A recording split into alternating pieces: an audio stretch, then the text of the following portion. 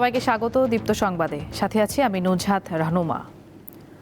প্রধানমন্ত্রী তারেক রহমানের সভাপতিত্বে তার সচিবালয় কার্যালয়ে অনুষ্ঠিত হলো জাতীয় অর্থনৈতিক পরিষদের নির্বাহী কমিটি একনেকের সভা। বর্তমান সরকারের প্রথম একনেক সভায় 17টি প্রকল্প অনুমোদনের জন্য তোলা হচ্ছে বলে জানা গেছে। এর মধ্যে 9টি নতুন এবং বাকিগুলো সংশোধিত বা সময় বৃদ্ধির প্রকল্প। এর মধ্যে ঢাকা ও চট্টগ্রাম সিটি কর্পোরেশনের অবকাঠামো উন্নয়ন, ঢাকার জরুরি পানি সরবরাহ, সাভার সেনানিবাসে ব্যারাক নির্মাণ, 8টি বিভাগে ডায়াগনস্টিক সেন্টার স্থাপন, গোপালগঞ্জ ডেন্টাল কলেজ ও সচিবালয়ে নতুন ভবন নির্মাণ প্রকল্প গুরুত্ব পাচ্ছে। পরিকল্পনা কমিশন জানিয়েছে, নির্ধারিত সময়ের মধ্যে কোনো প্রকল্প শেষ না হলে বন্ধ হয়ে যেতে পারে অর্থায়ন। এজন্য চালু করা হচ্ছে কঠোর মনিটরিং ব্যবস্থা। প্রধানমন্ত্রী তারেক রহমানের সঙ্গে সৌজন্য সাক্ষাৎ করেছেন ঢাকায় নিযুক্ত ভারতীয় হাইকমিশনার প্রণয় ভার্মা। সচিবালয়ে প্রধানমন্ত্রীর কার্যালয়ের মন্ত্রিপরিষদ সভাকক্ষে সকালে এই বৈঠক অনুষ্ঠিত হয়। এ সময় প্রধানমন্ত্রী তারেক রহমানের কাছে ভারতের প্রধানমন্ত্রী নরেন্দ্র মোদীর শুভেচ্ছা বার্তা পৌঁছে দেন প্রণয় ভার্মা। প্রধানমন্ত্রীর পররাষ্ট্র বিষয়ক উপদেষ্টা হুমায়ুন কবির জানান, বৈঠকে ভারত থেকে পাইপলাইনের মাধ্যমে ডিজেল আমদানি ছাড়াও দ্বিপাক্ষিক সম্পর্ক ও পারস্পরিক সহযোগিতা বৃদ্ধির নানা বিষয় নিয়ে আলোচনা হয়েছে। প্রধানমন্ত্রী তারেক রহমান বলেছেন, ইতিবাচক মানসিকতা থাকলে বাংলাদেশ ও ভারতের মধ্যে একটি নতুন ও সুদৃঢ় সম্পর্ক গড়ে তোলা সম্ভব। এ সময় দুই দেশের জনগণের মধ্যে সম্পর্ক আরও জোরদার করার উপরও গুরুত্ব দেন সরকার প্রধান। জবাবে হাইকমিশনার বলেন, প্রধানমন্ত্রী তারেক রহমানের নেতৃত্বে বাংলাদেশের সঙ্গে সম্পর্ক আরও এগিয়ে নিতে আগ্রহী ভারত। এ সময় প্রধানমন্ত্রীকে রবীন্দ্রনাথ ঠাকুরের লেখা একটি বই ও একটি শোপিস উপহার দেন ভারতীয় হাইকমিশনার।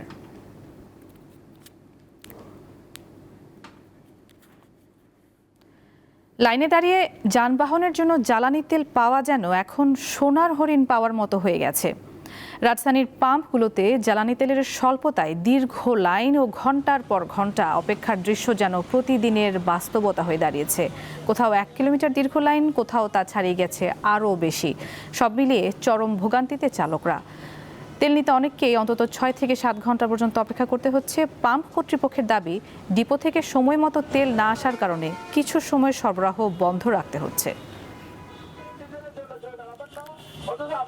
সরকারের কথার সাথে পেট্রোল পাম্পের বাস্তবের সাথে সামান্যতম মিল নাই। আমরা যারা বাইক রাইড শেয়ার করি, আমাদের তেল নিতে গিয়ে আমাদের আধা বেলা শেষ হয়ে যায়। 200 টাকা অথবা কোনো পাম্পে 300 টাকা, কোনো পাম্পে 500 টাকা এই জ্বালানি দেয় আমাদের। এতে আমাদের এক বেলা করে এমনি লস হয়ে যাচ্ছে। বাইকাররা লাইনে দাঁড়িয়ে ঘন্টার পর ঘন্টা অপেক্ষা করার পরেও তেল পায় না। তো এই বিষয়ে সরকারের একটা পদক্ষেপ নেওয়া উচিত, যাতে সবাই সমপরিমাণে তেল পায়, সবাই কেউ ফিরে না যায়। রোববার থেকে চলছে হামের বিশেষ টিকাদান কর্মসূচি। 6 থেকে 59 মাস বয়সী শিশুরা এই টিকা পাচ্ছে। কেউ আগে পেয়ে থাকলেও চলমান ক্যাম্পেইনে টিকা নিতে পারবে। এদিকে সন্দেহজনক হাম নিয়ে একদিনে দেশে আরও কমপক্ষে 10 শিশুর মৃত্যু হয়েছে। এর মধ্যে 2 শিশুর হামে মৃত্যুর বিষয়টি নিশ্চিত হওয়া গেছে। একই সময়ে সন্দেহজনক হাম নিয়ে হাসপাতালে ভর্তি হয়েছে 654 শিশু। এর মধ্যে 54 জনের হাম শনাক্ত হয়েছে। রোববার স্বাস্থ্য অধিদপ্তরের সর্বশেষ প্রতিবেদন থেকে এই তথ্য জানা গেছে। এই হিসেব 4 এপ্রিল সকাল 8টা থেকে 5 এপ্রিল সকাল 8টা পর্যন্ত সময়ের। এই সময়ের মধ্যে হামে যেই 10 শিশুর মৃত্যু হয়েছে তাদের মধ্যে 5 শিশুই কুষ্টিয়ার। এর বাইরে চট্টগ্রাম বিভাগে 2 ও রাজশাহীতে 3 শিশুর মৃত্যু হয়।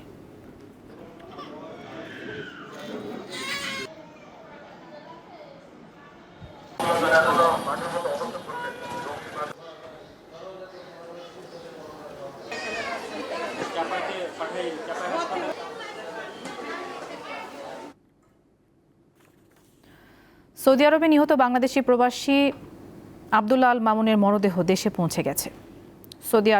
সৌদি আরাবিয়ান এয়ারলাইন্সের একটি উড়োজাহাজে সকালে মামুনের মরদেহ হজরত শাহজালাল আন্তর্জাতিক বিমানবন্দরে পৌঁছায়। গত 8 মার্চ ইরানের ছোড়া ক্ষেপণাস্ত্র সৌদি আরবের আল খার্জ এলাকায় আঘাত হানলে মামুন দগ্ধ হন। পরবর্তীতে রিয়াদে চিকিৎসাধীন অবস্থায় তিনি মারা যান। মামুনের বাড়ি ময়মনসিংহের গফরগাঁও উপজেলার রসুলপুর গ্রামে। গত 28 ফেব্রুয়ারি যুক্তরাষ্ট্র ও ইসরায়েল যৌথভাবে ইরানের হামলা শুরু করে। জবাবে মধ্যপ্রাচ্যের বিভিন্ন দেশে পাল্টা হামলা চালায় ইরান। এতে সেসব দেশে কর্মরত বেশ কয়েকজন বাংলাদেশি প্রবাসী প্রাণ হারিয়েছেন। মার্চ মাসে শেষ হয়েছে দর্শনার কেরু অ্যান্ড কোম্পানি চিনিকলের আখ মারাই মৌসুম। প্রতি বছরের মতো এবারও আধুনিক অটোমেশন পদ্ধতিতে পুরো মৌসুম মারাই কার্যক্রম চলার কথা থাকলেও তা সম্ভব হয়নি।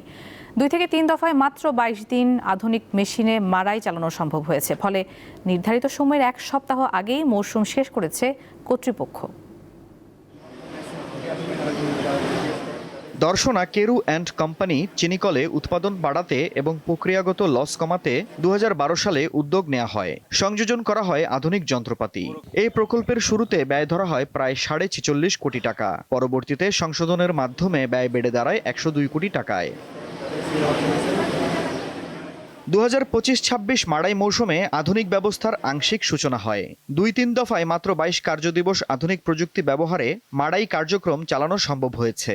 বাকি 40 কার্যদিবস পুরনো পদ্ধতিতেই আখ মাড়াই করা হয়। সব মিলে 68 দিনের পরিবর্তে 62 কার্যদিবসে মাড়াই মৌসুম সমাপ্ত ঘোষণা করে কর্তৃপক্ষ। এই সময়ে 65,467 মেট্রিক টন আখ মাড়াই করে 3,564 মেট্রিক টন চিনি উৎপাদনের লক্ষ্যমাত্রা নির্ধারণ করা হয়। তবে যান্ত্রিক ত্রুটির কারণে লক্ষ্যমাত্রা অর্জন নিয়ে অনিশ্চয়তা তৈরি হয়েছে। মাড়াই মৌসুমের কার্য তো শেষ হয়েছে, কিন্তু অটোমেশনের যে কার্যক্রম পূর্ণাঙ্গভাবে এখনো শেষ হয়নি। আমরা চাই দর্শনাবাসী হিসাবে এটা দ্রুত সুন্দরভাবে এই প্রকল্পটা সম্পূর্ণ করে মিলটাকে সুন্দরভাবে স্বয়ংসম্পূর্ণভাবে চালানোর জন্য। গত 1 যুগ পেরিয়ে গেলেও পূর্ণাঙ্গভাবে এটা চালু হয়নি। তা হচ্ছে আমরা আশা করব, বা আমরা দর্শনাবাসী আমরা আশা করছি ইনশাআল্লাহ আগামীতে এটা চালু হবে। শ্রমিকদের অভিযোগ, সরকারি অর্থে বাস্তবায়িত প্রকল্পে সঠিকভাবে তদারকি করা হয়নি। প্রকল্পটি পূর্ণাঙ্গভাবে চালু হওয়া নিয়েও সংশয় দেখা দিয়েছে। যে সময় টেন্ডার হয়েছিল সেই সময় টেন্ডারে যে এইটা যে ইন্ডিয়ান যে গভর্নমেন্টের যে কোম্পানি এটা নিয়েছে, এটা সঠিক তারা সিদ্ধান্ত নিয়েছিল না। ওই কোম্পানি বাংলাদেশের 5টি চিনি কলের মধ্যে 9টি চিনি কল রয়েছে, যে মিলে কর্মকাণ্ড করেছে বিএমআরির কাজ, সেখানে কিন্তু ত্রুটিপূর্ণ হয়েছে, ত্রুটিমুক্ত হয় নাই। আসলে কোনো প্রক্রিয়া বা কোনো বিষয় যখন এই প্রতিষ্ঠানের কাজে না আসবে, নামমাত্র অর্থে বিএমআরই, যেটা আমাদের কাছে কিছু প্রশ্নের সম্মুখীন করে তোলে। তবে কর্তৃপক্ষ বলছে আধুনিক মিল হাউস ও বয়লার চালু করা হয়েছে। প্রাথমিক কিছু যান্ত্রিক জটিলতা থাকলেও ধীরে ধীরে তা সমাধান করা হবে। বিএমআরই মিলটা দীর্ঘদিন ধরে এখানে স্থাপিত হয়েছে, যেটা বর্তমানে আমরা এই মৌসুমে সফলভাবে এই 22 দিন চালাতে সক্ষম হয়েছি। আমরা আশা করি আগামী মৌসুমে এই মিল দিয়ে আমরা আরো সুন্দরভাবে মালাই কার্যক্রম সম্পন্ন করতে পারবো এবং আমাদের রিকভারিও আগের চেয়ে বৃদ্ধি পাবে ইনশাল্লাহ। 100 কোটি টাকার আধুনিকায়ন প্রকল্পের মাধ্যমেও কাঙ্ক্ষিত লক্ষ্য অর্জিত না হওয়ায় হতাশ সংশ্লিষ্টরা।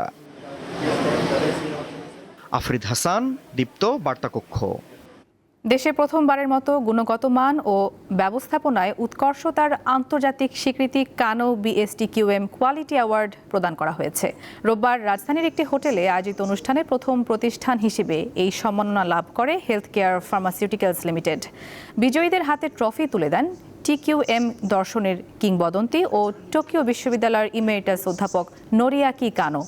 সম্মাননা গ্রহণ করে হেলথ কেয়ার ফার্মাসিউটিক্যালসের DMD ও CEO মোহাম্মদ হালিমুজ্জামান বলেন, এই স্বীকৃতি রোগীদের কাছে মানসম্মত ঔষধ পৌঁছে দেওয়ার অঙ্গীকারকে আরও দৃঢ় করবে।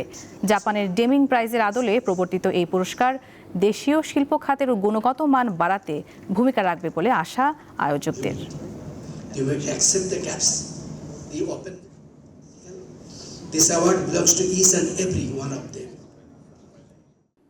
আন্তর্জাতিক প্রসঙ্গ। ইসরায়েলের উত্তরাঞ্চলীয় বন্দর শহর হাইফার একটি আবাসিক ভবনে আঘাত হেনেছে ইরান থেকে নিক্ষিপ্ত একটি ক্ষেপণাস্ত্র। এতে অন্তত 2 জন নিহত হয়েছেন এবং আহত হন আরও কমপক্ষে 11 জন। স্থানীয় সময় রোববার বিকেলে 5 তলা এই ভবনটিতে আঘাত হানে একটি ইরানি ক্ষেপণাস্ত্র। হামলা অব্যাহত রেখেছে যুক্তরাষ্ট্র ও ইসরায়েল। গত রাতে ইরানের তেহরানের একটি আবাসিক এলাকায় চালানো হামলায় অন্তত 6 শিশু নিহত হয়েছে। এদিকে হরমুজ প্রণালী কখনোই আগের অবস্থানে ফিরে যাবে না বলে সতর্ক করেছে ইরানের ইসলামিক রেভলিউশনারি গার্ড কোরের নৌবাহিনী। রোববার রাতে সামাজিক যোগাযোগ মাধ্যম এক্সে এক পোস্টে IRGC জানায়, সাম্প্রতিক আঞ্চলিক পরিস্থিতি এমন এক নতুন বাস্তবতা তৈরি করেছে যেখানে যুক্তরাষ্ট্রের নেতৃত্বাধীন বহিঃশক্তিগুলো ইরানের সমুদ্র সীমায় আর কোনো প্রভাব বিস্তার করতে পারবে না।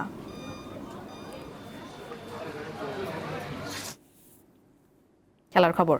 সাফ অনূর্ধ্ব 20 চ্যাম্পিয়নশিপের ট্রফি প্রধানমন্ত্রী তারেক রহমানের হাতে তুলে দিতে চান বাংলাদেশের ফুটবলাররা। সকালে জাতীয় ক্রীড়া পরিষদের অডিটোরিয়ামে আয়োজিত সংবর্ধনা অনুষ্ঠানে দলের পক্ষ থেকে নিজেদের বিশেষ ইচ্ছার কথা জানান অধিনায়ক মিঠু চৌধুরী। সাফের বয়সভিত্তিক টুর্নামেন্টে শিরোপাজয়ী বাংলাদেশ দলের প্রত্যেক খেলোয়াড় ও সংশ্লিষ্ট কর্মকর্তাদের 1 লক্ষ টাকা করে আর্থিক পুরস্কার প্রদান করেন যুব ও ক্রীড়া প্রতিমন্ত্রী আমিনুল হক। পাশাপাশি সকলকে একটি করে বিশেষ ক্রীড়া কার্ড ও সম্মাননা ক্রেস্ট প্রদান করা হয়। অনুষ্ঠানে বাফুফের সভাপতি তাবিথ আউয়াল সহ ফেডারেশনের কর্মকর্তারা উপস্থিত ছিলেন।